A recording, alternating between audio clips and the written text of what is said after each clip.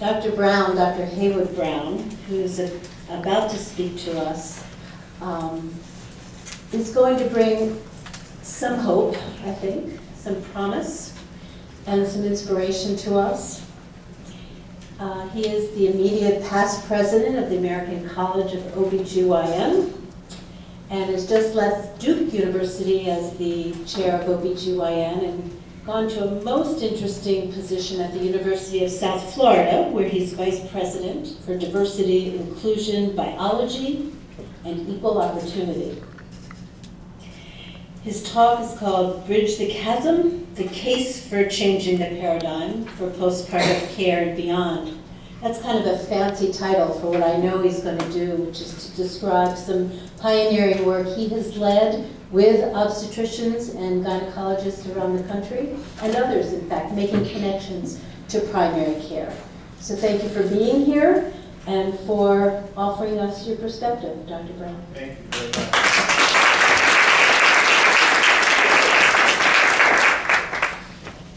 Well, thank you so much, and again, that is indeed hard to follow.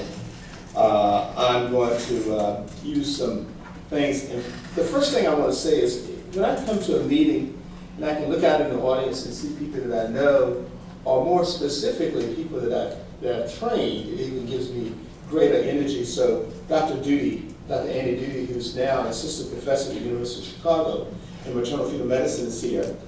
And the reason this is such a pertinent story is, you know, when she was an intern, I redesigned our postpartum clinic. And so she was one of the inaugural redesigns of postpartum care, geared toward seeing people earlier and doing the type of follow-up and education that the postpartum visit was supposed to be about. So after about a decade or so of this, when I became president of ACOG, I made this my theme, redesigning the paradigm of postpartum care, with pregnancy being the gateway to long-term health. And so the relationships that I've made with this in my task force was about developing a thought process.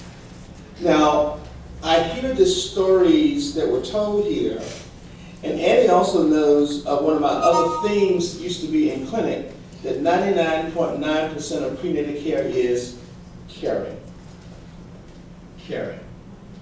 And so I passed that theme along in my 35 years of being a practicing maternal fetal medicine specialist, but also consider myself a generalist in obstetrics and gynecology, and hence my theme for long-term health. So why is it so important to address the postpartum period? And what I say to people now is, if the woman has no idea why she's supposed to come in for her postpartum visit, and the provider could care less whether she shows up for a postpartum visit, because they've already been paid for that in the bundled payment, then how do you change that so that it decides to have the relevance that it needs? So it is by design that only 50% of women, even with resources, see a reason to go. And then for those women who are underserved, who may have transportation issues, child care issues, barrier issues, and hearing the story about contraceptive, paradigms, that it's even not surprising that only 40% of women who are attending a public health clinic for their prenatal care will show up for that postpartum visit. But here are the ramifications. The ramifications for not showing up is that it contributes to health disparities. And if you've had a premature baby, and your risk of having a recurrent premature baby is already 30% because you had one premature baby, and you don't get education about that risk or the availability for having a medication like progesterone to prevent that, you've lost the game. If you've had an infant that was stillborn, or an infant that has died within the first year of life, lack of follow-up is a factor. If you've had gestational diabetes and you don't follow up, you can't be tested and screened for long-term diabetes. And we know we have we're going to talk about that because the data is out there about the few women who actually get tested or get tested properly. If you have undiagnosed postpartum depression or anxiety or post-delivery post-traumatic stress, which we now recognize occurs after postpartum hemorrhages, after postpartum eclampsia, etc., preeclampsia, and with diabetes, and bad experiences at birth. If you don't show up to talk about it, to be energized about it, to interact about it, it carries on for years. So these are the ramifications, first of all, for lack of follow-up. The postpartum period is the 4th trimester, a time of rapid adaptation. Hormonal changes, physical changes, social changes, psychological changes. Everybody's at the delivery, mostly, the family, everybody's happy. And then the partner goes back to work, the mother goes back to her home, and about 2 or 3 weeks later, the new mother is alone with a baby. She is feeling bad because the breastfeeding is not going well. She is adjusting to the fact that she may have had a cesarean and has to go up and down steps. You get it. She may have had a postpartum bleed and has a hemoglobin of only 6 or 7. And she's expected to just be happy. Enjoy the experience of being a new mother. And so when I move around the world and I do these discussions, and I am in countries like China, where one of my colleagues there was about to have her baby as a maternal fetal medicine specialist. Her mother had already moved in and was going to be there for 6 months to teach her how to be a mother, to help her to adapt and to anything. And also, by the way, she was going to be there at home with the baby and her mother for 3 months, because that's built into the system. Or when I'm in the Middle East, the same thing happens. And so the bottom line is cultures do it differently. Challenges of postpartum period are fatigue, breastfeeding, learning to care for a newborn. But most important, if you have a pre-existing medical condition like diabetes, like I've heard, dealing with that in the postpartum period, and yes, there are some issues that you should know.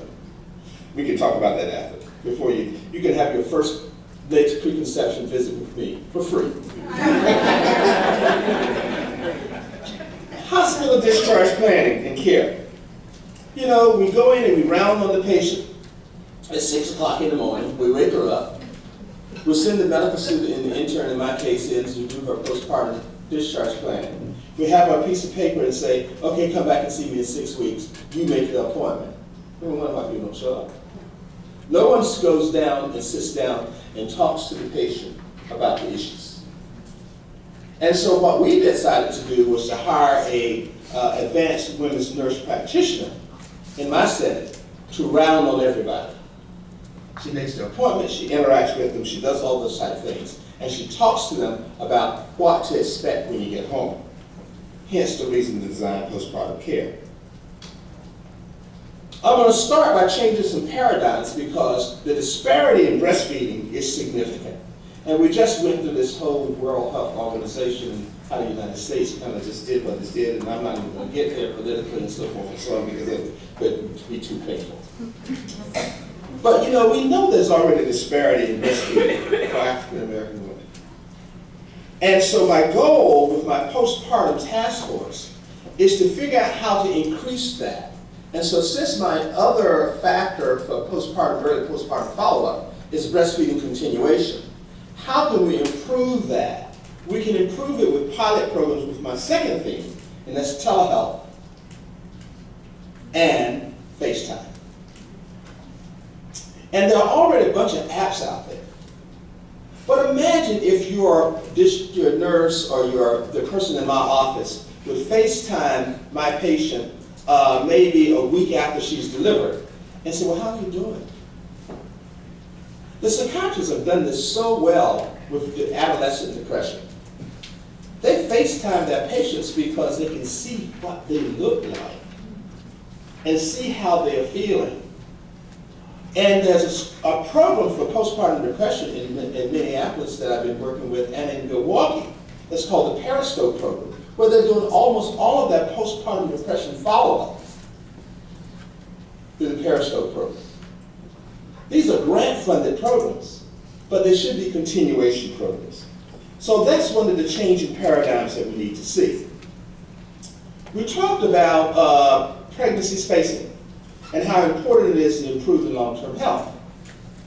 And the reality is that we also need to think about that, because if you are offered a post-placental insertion of an IUD or Nexplanon as an explanations of reasons why you might want to do that, particularly if you're at high risk, we have to adapt these type of programs and make them part of our theme. And if they don't get one and they want one, then what better time to get it other than the 2 to 4 weeks after you deliver, which also decreases the expulsion rate. But screening for postpartum depression was one of the biggest reasons I changed our clinic structure.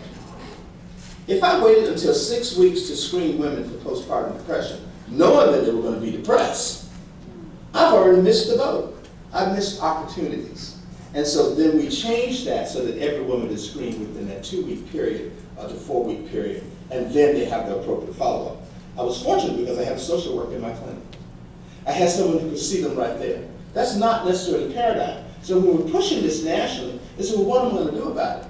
Well, you know, we have people that we can send people to if you're not comfortable putting patients on medication.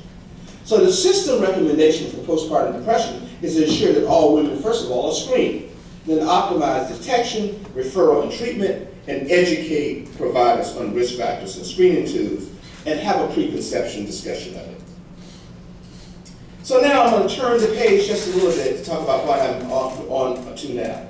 So that was the first thing. We've changed the postpartum paradigm. The paper is out. Every woman is scheduled to come within 2 to 4 weeks postpartum. And then they have a follow-up within 12 weeks, which is that gateway to long-term health. That's the time for that first annual exam postpartum. So you with me?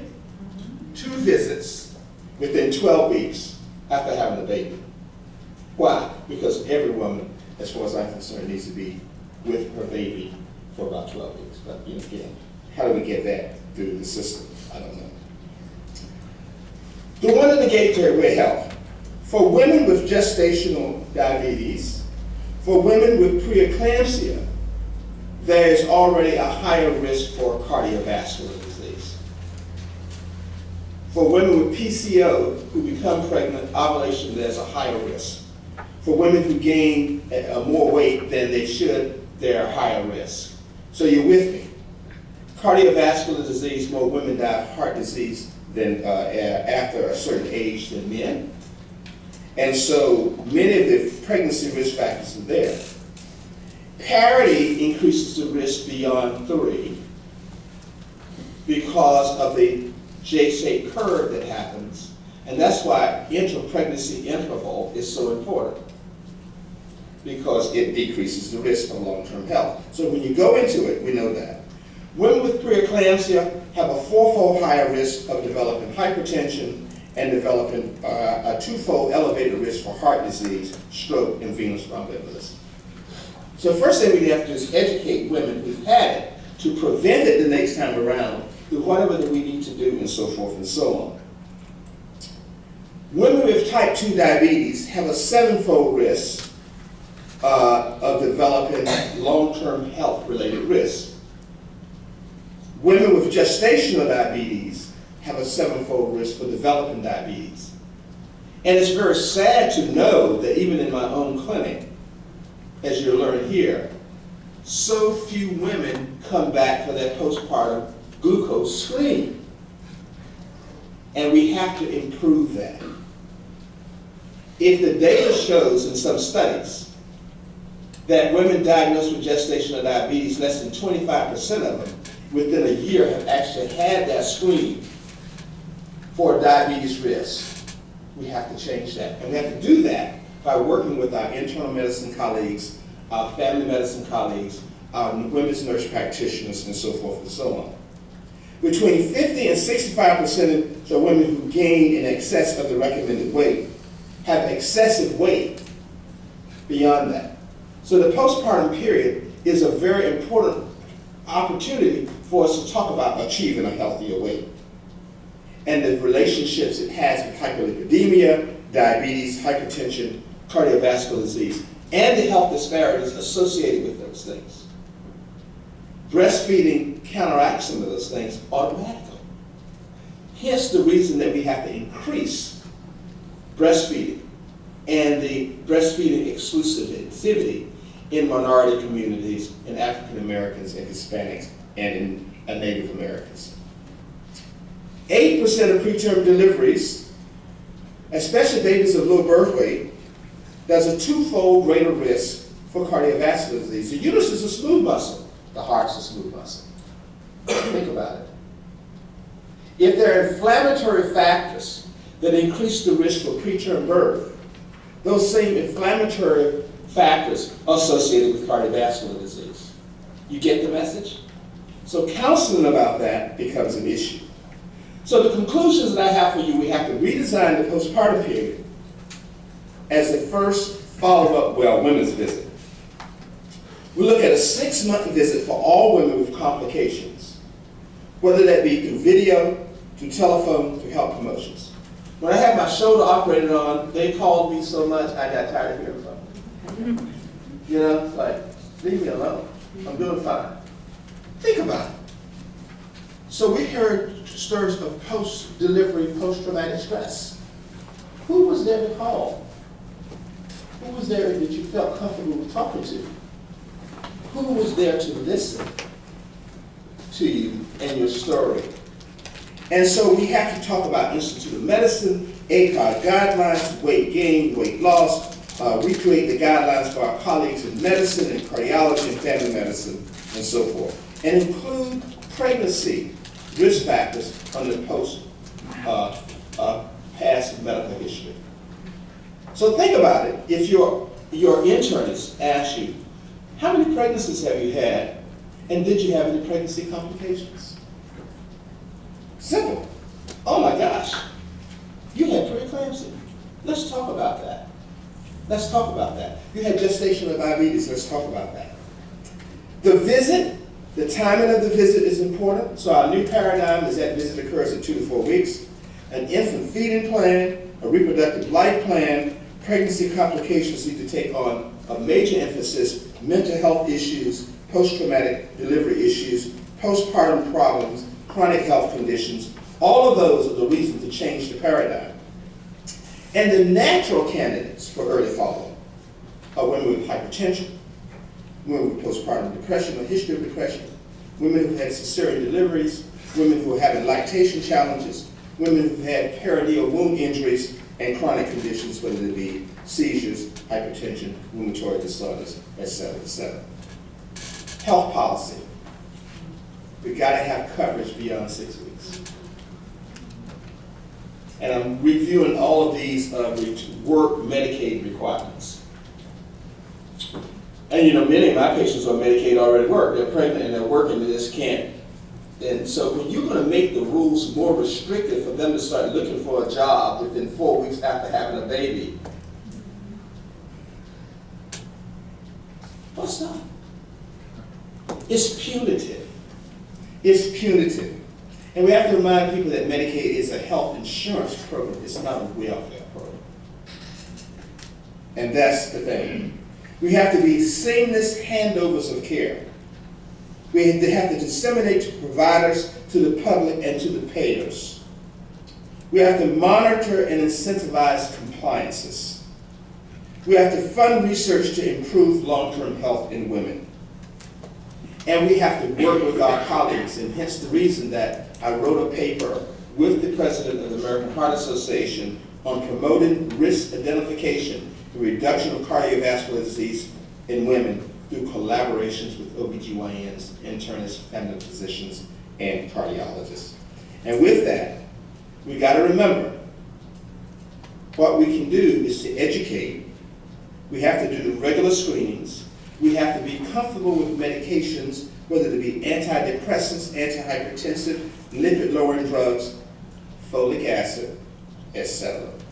And that's the paradigm for change that I wanted to present to you all today. So thank you. This is a wonderful conference, and I'm just excited about being part of it and to be able to kind of celebrate my theme going forward. Thanks a lot.